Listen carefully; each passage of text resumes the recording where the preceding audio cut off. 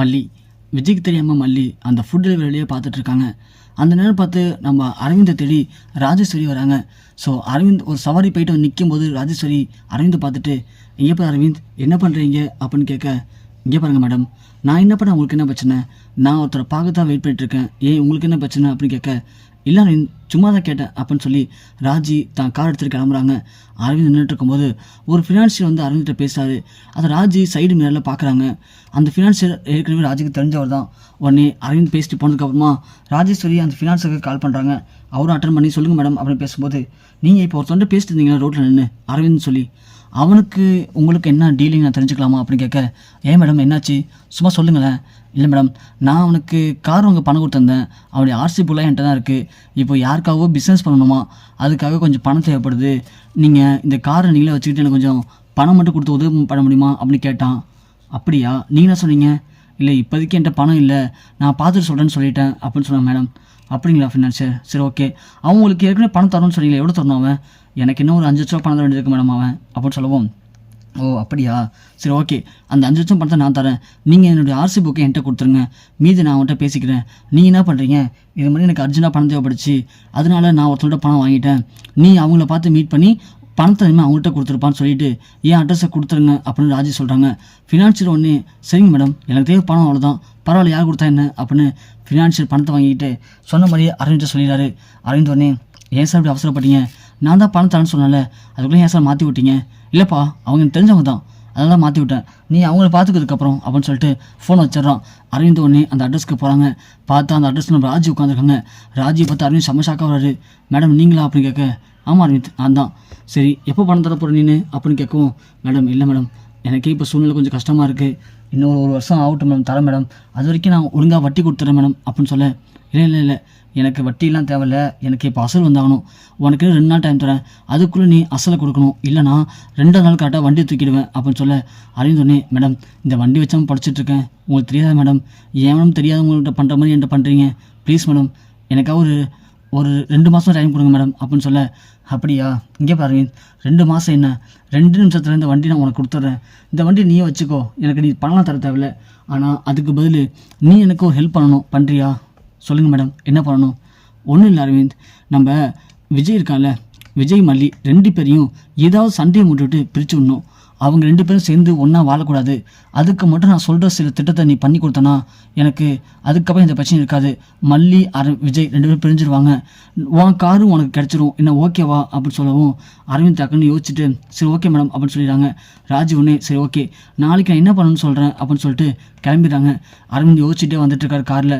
வர வழியில் நம்ம மல்லி ஃபுட் டெலிவரி பண்ணுறதை பார்க்குறாரு. அரவிந்த் பார்த்துட்டு வண்டி நிப்பாட்டுறாரு. மல்லி அரவிந்தை பார்த்துட்டு, ஆஹா அரவிந்த் பார்த்துட்டாரு, இப்போ என்ன பண்ணுறதுன்னு தெரியாமல் ஷாக்காகி நிற்கிறாங்க. அரவிந்தனே மல்லிட்டு வந்து, மல்லி என்ன மல்லி பண்ணுறீங்க, நீங்கள் ஏன் இந்த வேலைலாம் பார்த்துட்ருக்கீங்க அப்படின்னு கேட்க, இல்லை அரவிந்த் எனக்கு ரொம்ப கஷ்டமாக இருக்குது, விஜய் ஒரு கார் மெக்கானிக்காக வேலை பார்த்துட்ருக்காரு, அப்படி அவர் கஷ்டப்பட்டு வேலை பார்க்கும்போது நான் மட்டும் எப்படி அரவிந்த் வீட்டில் நிம்மதியாக இருக்க முடியும், அதான் நான் இந்த வேலை பார்த்துட்ருக்கேன். என்னங்க, உங்களுக்காக தான் விஜய் சார் கஷ்டப்பட்டு அந்த வேலை பார்த்துட்ருக்காரு, நீங்கள் அவர் கஷ்டப்படுறாருன்னு இந்த வேலை பார்க்குறீங்க, இப்படி அவருக்கு மட்டும் நீங்கள் இந்த வேலை பார்க்கணுன்னு தெரிஞ்சதுன்னா பெரிய பிரச்சனையாகுமே அப்படின்னு சொல்ல, பார்த்துக்கலாம் அரவிந்த் அப்போதைக்கு அதை அப்படின்னு சொல்லி மல்லி சொல்கிறாங்க. அரவிந்த் சோகமாக பார்த்தா மல்லி, உங்களுக்கு என்னாச்சு அரவிந்த், ஏன் சோகமாக இருக்கீங்க அப்படின்னு சொல்லவும், உடனே அரவிந்த் ராஜி பண்ண எல்லாத்தையும் சொல்கிறாங்க. அடி பாவி, ஆட்டு கடிச்சு மாட்டு கடிச்சு கடைசியில் எங்களுக்கு ஹெல்ப் பண்ணுறீங்க அப்படின்னு ஒரே ஒரு பாவத்துக்காக உங்களையும் போட்டு டார்ச்சர் பண்ணுறாளா, அவளை என்ன தான் பண்ணுறது அப்படின்னு நம்ம மல்லி சொல்கிறாங்க. அப்போ அரவிந்த் உடனே, மல்லி நீங்கள் நினச்சா ஒரு ஹெல்ப் பண்ணலாம் மல்லி, எனக்கு இந்த பிரச்சனை ஈஸியாக வெளியே வந்துடலாம், சொல்லுங்கள் அரவிந்த் என்ன பண்ணணும்? இல்லை மல்லி, நீங்கள் இப்போ ஃபுட் டெலிவரி பண்ணுறீங்களே, கண்டிப்பாக அந்த ராஜேஸ்வரியும் ஃபுட்லாம் ஆர்டர் தான் பண்ணுவாள், நீங்கள் என்ன பண்ணுறீங்க, நான் சொல்கிற ஃபுட்டை கொண்டு போய் நீங்கள் அவங்க வீட்டில் கொடுத்துருங்க, அது மட்டும் கொடுத்துட்டா போதும். ஏன் அரவிந்த் அதை வச்சு என்ன பண்ண போகிறீங்க? இல்லை மல்லி, அந்த ஃபுட்டில் லைட்டாக மயக்கம் வந்து கலந்து கொடுத்தோன்னா அவங்க சாப்பிட்டு மயங்கிடுவாங்க, அதுக்கப்புறம் வீட்டுக்குள்ளே போந்து எப்படியாவது என்னுடைய ஆர்சி புக்கை அந்த டாக்குமெண்ட் எடுத்துட்டேன்னா அதுக்கப்புறம் அவங்களால என்ன ஒன்றும் பண்ண முடியாது, நான் கையெழுத்து போட்டதுனால தானே அவங்க என்னை வச்சு மிரட்டிட்டு இருக்காங்க அப்படின்னு அரவிந்த் சொல்ல, உடனே மல்லி யோசிச்சுட்டு, அரவிந்த் அப்படின்னா அதே மாதிரி விஜய் சார் கையெழுத்து போட்டு கொடுத்தாலும் ஒரு பத்திரம் அதுவும் அங்கே தான் இருக்கும், அதையும் எடுத்துட்டிங்கன்னா அப்புறம் எங்களையும் அவங்களால ஒன்றும் பண்ண முடியாதுல்ல அப்படின்னு சொல்ல, சரிங்க மல்லி, கண்டிப்பாக சூப்பர் ஐடியா அப்படின்னு சொல்லி அதே மாதிரி அவங்க வீட்டில் போய் நிற்கிறாங்க. கரெக்டாக ராஜேஸ்வரி ஃபுட்டு ஆர்டர் பண்ணுறாங்க. அந்த ஆர்டர் கரெக்டாக மல்லிகிட்ட வருது. மல்லிக்கு வந்த உடனே மல்லி போய் ஹோட்டலில் பர்ச்சேஸ் பண்ணிட்டு வரும்போது விஜய் மயக்க மருந்து வாங்கி அந்த சாப்பாட்டில் கலந்துடுறாரு. உள்ளே கொண்டு போய் மல்லியும் மாஸ்க் போட்டு கொடுத்து வந்துடுறாங்க. கொஞ்ச நேரத்தில் சாப்பிட்டுட்டு ராஜெல்லாம் மயங்கிடுறாங்க. அதுக்கப்புறமா அரவிந்த் உள்ளே போகிறாரு. உள்ளே போய் பீரோவில் தேடும்போது இங்கே அரவிந்தோடைய ஆர்சி புக்கு, அவர் கையெழுத்துப்பட்ட பத்திரம், அதேமாதிரி விஜய் கையெழுத்துப்பட்ட பத்திரம்னு எல்லாமே இருக்குது.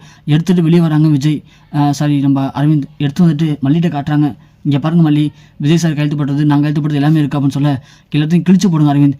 கிழிச்சு போட்டால் அதுக்கப்புறம் இந்த ராஜேஸ்வரியால் ஒன்றுமே பண்ண முடியாது அப்படின்னு கிழிக்கிறாங்க. எல்லாத்தையும் கிழிச்சு ராஜேஸ்வரி மூஞ்சி மேலே எரிஞ்சிட்டு வந்துடுறாங்க. அடுத்த நாள் காலையில் மயக்க தெரிஞ்சு ராஜி தலைவலியோட உட்காந்துருக்காங்க. அந்த நேரம் பார்த்து அரவிந்த், மல்லி, விஜய்லாம் வீட்டுக்குள்ளே வராங்க. அதை பார்த்து ராஜி பயங்கரமாக கோவப்படுறாங்க. டேய், உங்களை யாரும் உள்ளார சொந்த வெளியே போங்கடா அப்படின்னு. எதுக்கு நாங்கள் வெளியே போகணும், ஏன் வெளியே போகணும், நீ நேற்று நைட்டு என்ன நினச்சா உங்களுக்கு தெரியாதா அப்படின்னு அரவிந்த் அந்த தான் சொல்கிறாரு. நான் தான் மயக்கம் வந்து கலந்து கொடுத்தேன், நான் தான் வீட்டை பார்த்து தேடி பத்திரத்தான் எடுத்தாச்சு, பத்திரத்தான் கிழிச்ச போடாச்சு, இந்த இருக்க பாரு கிழிஞ்ச பத்திரம் அப்படின்னு சொல்லி கிழிச்ச போடாத்தையும் அள்ளி தராரு. அதை பார்த்து ராஜி சமஷாக்க வராங்க. அட பாவீங்களா, ஏன்டா அப்படி பண்ண அப்படின்னு அரவிந்த் அடிக்க வராங்க. ராஜேஸ்வரி அடிக்க அந்த கையை தடுத்து பிடிச்சி நம்ம மல்லி திரும்பி பதிலடிக்கு ராஜிக்கு ஒரு பலனும் வராங்க. அறைய வாங்கின ராஜி அப்படியே கதி கலங்கி போகிறாங்க.